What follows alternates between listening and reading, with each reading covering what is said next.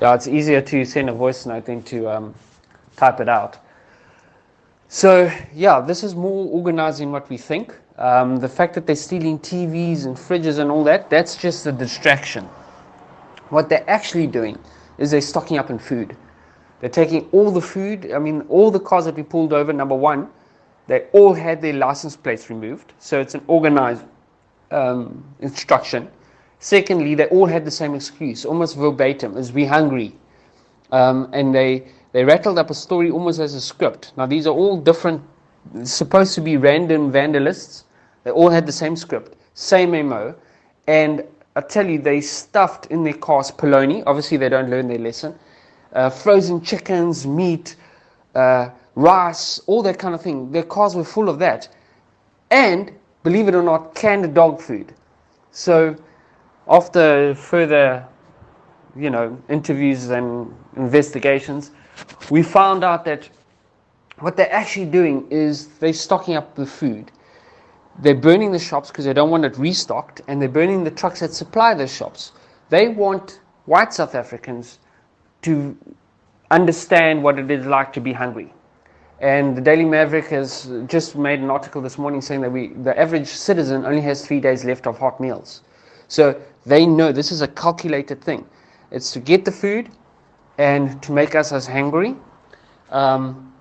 Second part of this whole plot is, next step is they're going to start burn. So they burnt the trucks, they burnt the shops, they've taken all the food.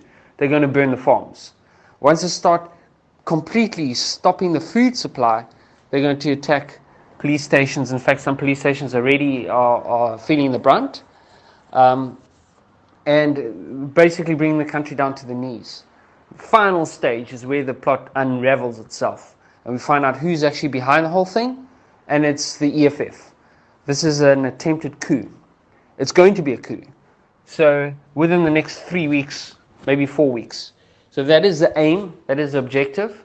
And the citizens at the moment are better equipped than the police, although we're running out of ammo.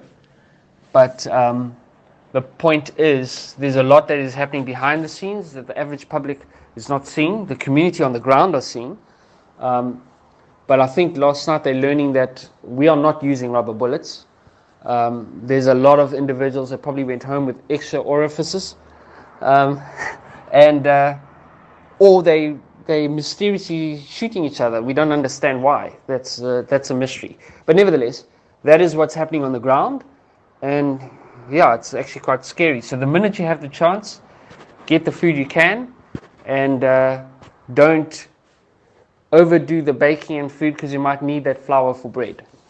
That's all I'm saying. But anyway, that's our position.